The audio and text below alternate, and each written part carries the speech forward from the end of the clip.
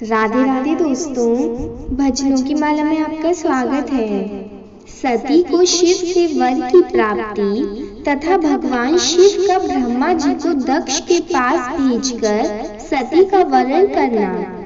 ब्रह्मा जी कहते हैं, मुनि, उधर सती ने आश्विन मास के शुक्ल पक्ष की अष्टमी तिथि को उपवास करके भक्ति भाव से सर्वेश्वर शिव का पूजन किया। इस प्रकार नंदाव्रत पूर्ण होने पर नवमी तिथि को दिन में ध्यानमग्न हुई सती को भगवान शिव ने प्रत्यक्ष दर्शन दिया। उनका श्री विग्रह सवार्ग सुंदर एवं गौरव वर्ण का था। उनके 5 मुख थे और प्रत्येक मुख में 3-3 नेत्र थे। भाल देश में चंद्रमा शोभा दे रहा था। उनका चित्त प्रसन्न था और कंठ में नील चिन्ह दृष्टि गोचर होता था। उनकी 4 भुजाएं थीं। उन्होंने हाथों में त्रिशूल, ब्रह्म कपाल, वर तथा अभय धारण कर रखे थे। भस्म में अंग राग में उनका सारा शरीर उद्भासित हो रहा था। गंगा जी उनके मस्तक की शोभा बढ़ा रही थी। उनके सभी अंग बड़े मनोहर थे। वे महान लावण्य के धाम जान पड़ते थे। उनके मुख करोड़ों चंद्रमाओं के समान प्रकाशमान एवं अब्राहजनक थे। उनकी अंग कांति करोड़ों कामदेवों को तिरस्कृत कर रही थी तथा उनकी आकृति स्त्रियों के लिए सर्वथा ही प्रिय थी। सती ने ऐसे सौंदर्य माधुर्य से युक्त प्रभु महादेव जी को प्रत्यक्ष देखकर उनके चरणों की वंदना की। उस समय उनका मुख लज्जा से झुका हुआ था। तपस्या के पुंज का फल प्रदान करने वाले महादेव जी उन्हीं के लिए कठोर व्रत धारण करने वाली सती को पत्नी बनाने के लिए प्राप्त करने की इच्छा रखते हुए भी उनसे इस प्रकार बोले। श्री महादेव जी ने कहा, उत्तम व्रत का पालन करने वाली दक्ष नंदिनी, मैं तुम्हारे इस व्रत से बहुत प्रसन्न हूँ, इसलिए कोई वर मांगो। तुम्हारे मन को जो अभीष्ट होगा वही वर मैं तुम्हें दूंगा। ब्रह्मा जी कहते हैं, मुनि जगदीश्वर महादेव जी यद्यपि सती के मनोभाव को जानते थे तो भी उनकी बात सुनने के लिए बोले, कोई वर मांगो। परंतु सती लज्जा के अधीन हो गई थी, इसलिए उनके हृदय में जो बात थी उसे वे स्पष्ट शब्दों में कह न सकी। उनका जो अभीष्ट मनोरथ था वह लज्जा से आच्छादित हो गया। प्राण वल्लभ शिव का प्रिय वचन सुनकर सती अत्यंत प्रेम में मग्न हो गई। इस बात को जानकर भक्त वत्सल भगवान शंकर बड़े प्रसन्न हुए और शीघ्रता पूर्वक बारंबार कहने लगे, वर मांगो, वर मांगो। सत्पुरुषों के आश्रय भूत अंतर्यामी शंभु सती की भक्ति के वशीभूत हो गए थे। तब सती ने अपनी लज्जा को रोककर महादेव जी से कहा, वर देने वाले प्रभु, मुझे मेरी इच्छा के अनुसार ऐसा वर दीजिए जो टल न सके। भक्त वत्सल भगवान शंकर ने देखा सती अपनी बात पूरी नहीं कह पा रही है। तब वे स्वयं ही उनसे बोले, देवी, तुम मेरी भार्या हो जाओ। अपने अभीष्ट फल को प्रकट करने वाले उनकी इस वचन को सुनकर आनंद मग्न हुई सती चुपचाप खड़ी रह गई, क्योंकि वे मनोवांछित वर पा चुकी थी। फिर दक्ष कन्या प्रसन्न हो दोनों हाथ जोड़ मस्तक झुका भक्त वत्सल शिव से बारंबार कहने लगी। सती बोली, देवादिदेव महादेव प्रभु जगतपते, आप मेरे पिता को कहकर वैवाहिक विधि से मेरा पाणिग्रहण करें। ब्रह्मा जी कहते हैं, नारद, सती की यह बात सुनकर भक्त वत्सल महेश्वर ने प्रेम से उनकी ओर देखकर कहा, प्रिय, ऐसा ही होगा। तब दक्ष कन्या सती भी भगवान शिव को प्रणाम करके भक्ति पूर्वक विदा मांग जाने की आज्ञा प्राप्त करके मोह और आनंद से युक्त हो माता के पास लौट गई। इधर भगवान शिव भी हिमालय पर अपने आश्रम में प्रवेश करके दक्ष कन्या सती के वियोग से कुछ कष्ट का अनुभव करते हुए उन्हीं का चिंतन करने लगे। देवर्षि फिर मन को एकाग्र करके लौकिक गति का आश्रय ले भगवान शंकर ने मन ही मन मेरा स्मरण किया। त्रिशूलधारी महेश्वर के स्मरण करने पर उनकी सिद्धि से प्रेरित हो मैं तुरंत ही उनके सामने जा खड़ा हुआ। तात हिमालय के शिखर पर जहाँ सती के वियोग का अनुभव करने वाले महादेव जी विद्यमान थे, वहीं मैं सरस्वती के साथ उपस्थित हो गया। देवर्षि सरस्वती सहित मुझे आया देख सती के प्रेम पाश में बंधे हुए शिव उत्सुकता पूर्वक बोले।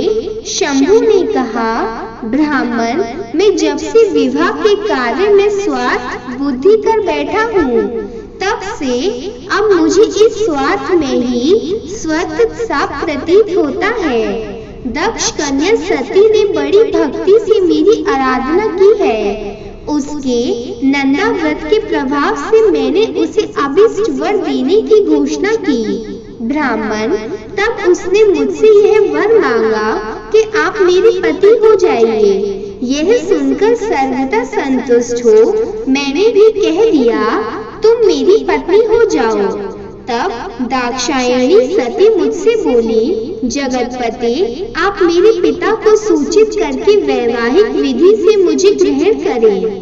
ब्राह्मण, उसकी भक्ति से संतोष होने के कारण मैंने उसका वह अनुरोध भी स्वीकार कर लिया। विधाते, तब सती अपनी माता के घर चली गई और मैं यहाँ चला आया। इसलिए अब तुम मेरी आज्ञा से दक्ष के घर जाओ और ऐसा यत्न करो जिससे प्रजापति दक्ष शीघ्र ही मुझे अपनी कन्या का दान कर दे।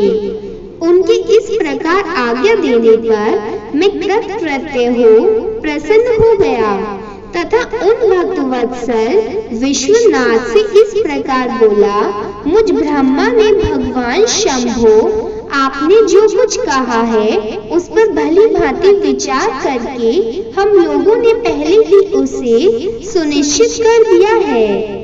वृषभ ध्वज, इसमें मुख्य देवताओं का और मेरा भी स्वार्थ है। दक्ष स्वयं ही आपको अपनी पुत्री प्रदान करेंगे, किंतु आपकी आज्ञा से मैं भी उनके सामने आपका संदेश कह दूंगा।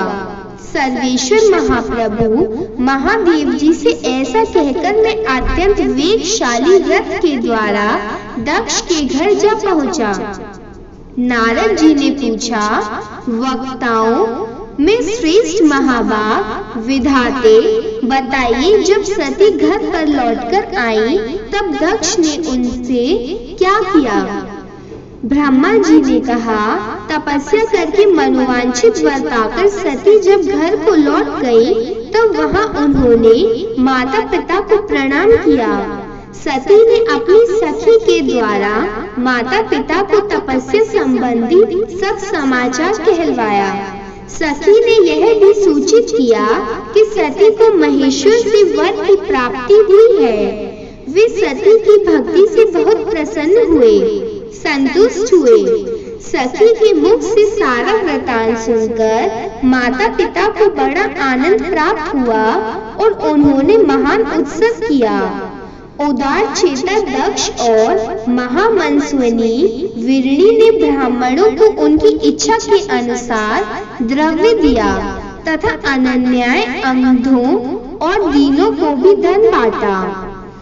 प्रसन्नता बढ़ाने वाली अपनी पुत्री को हृदय से लगाकर माता विरणी ने उसका मस्तक सूंघा और आनंद मग्न होकर उसकी बारंबार प्रसन्नता की।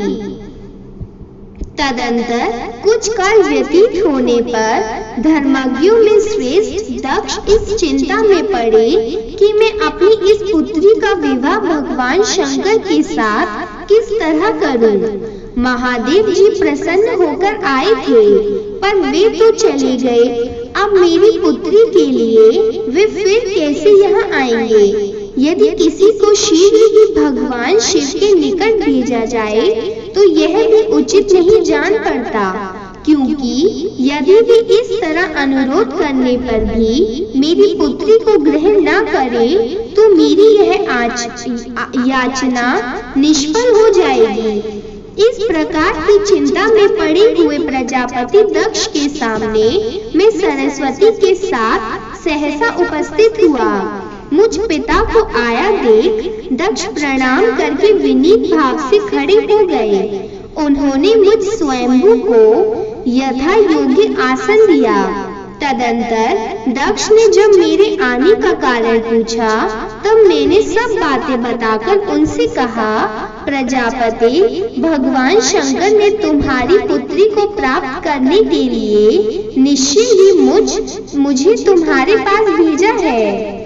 इस विषय में जो श्रेष्ठ करते हो उसका निश्चय करो। जैसे सती ने नाना प्रकार के भावों से तथा सात्विक व्रत के द्वारा भगवान शिव की आराधना की है, उसी तरह वे भी सती की आराधना करते हैं। इसलिए दक्ष भगवान शिव के लिए ही संकल्पित एवं प्रकट हुई अपनी इस पुत्री को तुम अविलंब उनकी सेवा में सौंप दो।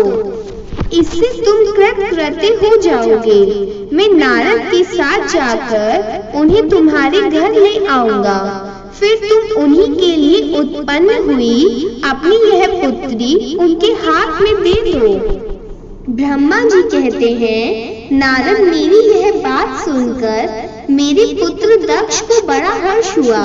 वे अत्यंत प्रसन्न होकर बोले, पिताजी ऐसा ही होगा। मुनि, तब मैं अत्यंत हर्षित हो वहां से उस स्थान को लौटा जहां लोक कल्याण में तत्पर रहने वाले भगवान शिव बड़ी उत्सुकता से मेरी प्रतीक्षा कर रहे थे। नारद मेरे लौट आने पर स्त्री और पुत्री सहित प्रजापति दक्ष भी पूर्ण काम हो गए। वे इतने संतुष्ट हुए मानो अमृत पीकर आघा गए हो।